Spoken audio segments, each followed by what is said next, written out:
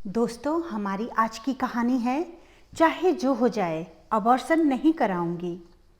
काफ़ी रात हो गई थी, लगभग 11 बजने वाले थे कि तभी दरवाजे को किसी ने खटखटाया।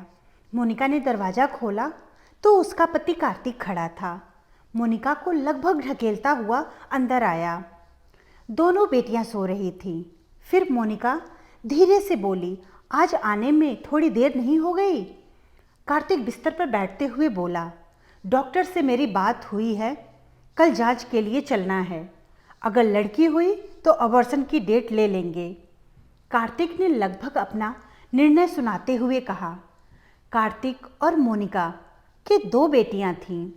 जब तीसरी बार मोनिका गर्भवती हुई तो उसकी सास ने स्पष्ट कह दिया था, देख बेटा कार्तिक, मुझे इस बार पोता ही चाहिए, वरना मुझसे बुरा कोई नहीं होगा। लेकिन मोनिका तीसरी बार बच्चा नहीं चाहती थी, किंतु कार्तिक और परिवार के जिद के कारण उसे मानना पड़ा। किंतु वह अबॉर्शन किसी भी हालत में नहीं चाहती थी। अतः उसने कार्तिक से ही स्पष्ट रूप में कहा, तुम्हारे कहने पर डॉक्टर के पास चल रही हूँ। अब चाहे लड़का हो या लड़की, मैं अबॉर्शन नहीं कराऊंगी। इस बात की गांठ मार लेना। अरे पागल हो, 3 लड़कियों की पढ़ाई और शादी का खर्च कैसे पूरा होगा? कार्तिक ने गुस्से में कहा। क्यों, लड़का होने पर खर्च कम हो जाएगा क्या? मोनिका ने व्यंग करते हुए कहा। तुम्हें एक बात समझ में क्यों नहीं आता कि लड़के से हमारा वंश चलेगा? कार्तिक ने आगे बोलना शुरू किया। लड़कियों का क्या है, दूसरे का वंश चलाएंगी, दूसरे के घर में जाकर उनका नाम करेंगी, साथ में दहेज और देना पड़ेगा।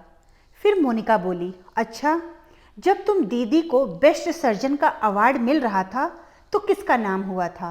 भरे स्टेज से किसका नाम पुकारा गया था? तुम्हारे पिताजी का, न कि उनके ससुराल वालों का। न्यूज़पेपर में दीदी के साथ पिताजी की फोटो देखकर आप कितने खुश थे।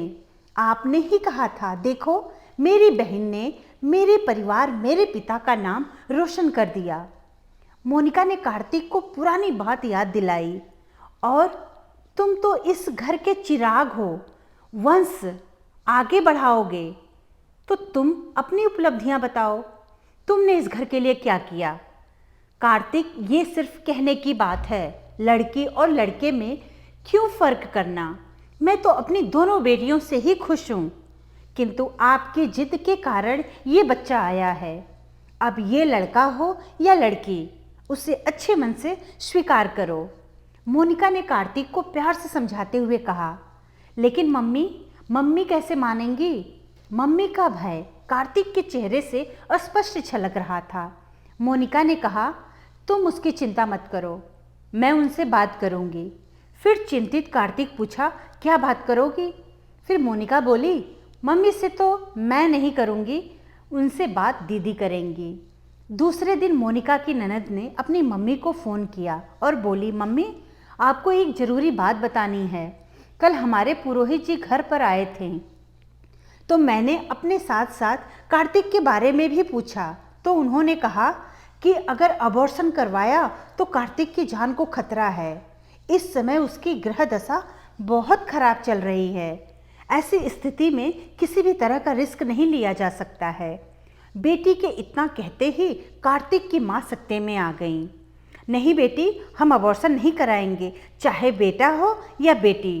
पंडित जी से कहना वो कोई पूजा वगैरह कर दे ताकि मेरे बेटे के ऊपर की ये बुरी बला टल जाए। जी मम्मी, मैं पुरोहित जी से कह दूंगी। ठीक है बेटा, मैं फ़ोन रखती हूँ। फ़ोन रखते ही सासू माँ मोनिका को आवाज़ लगाने लगी। मोनिका आई और बोली, माँ जी, आप बिल्कुल परेशान मत होइए, कल रात में ये डॉक्टर के पास जाने के लिए कह रहे थे, तो हम समय से तैयार होकर निकल जाएंगे। नहीं, कोई ज़रूरत नहीं है डॉक्टर के पास जाने की, लड़का हो या लड़की, हमें दोनों मंजूर है। सास ने अपना निर्णय सुना दिया। इतना सुनते ही मोनिका के चेहरे पर खुशी की लहर दौड़ पड़ी और इस खुशी का श्रेय मोनिका की ननद को जाता है, क्योंकि उसकी मदद से ही ये सब संभव हो पाया। अब मोनिका अपनी और अपने आने वाले बच्चे की अच्छे से ख्याल रखने लगी और 6 महीने के बाद मोनिका ने एक प्यारे से बेटे को जन्म दिया। धन्यवाद दोस्तों। कहानी अच्छी लगी तो लाइक और सब्सक्राइब जरूर करें और अपने दोस्तों के साथ शेयर भी जरूर करें।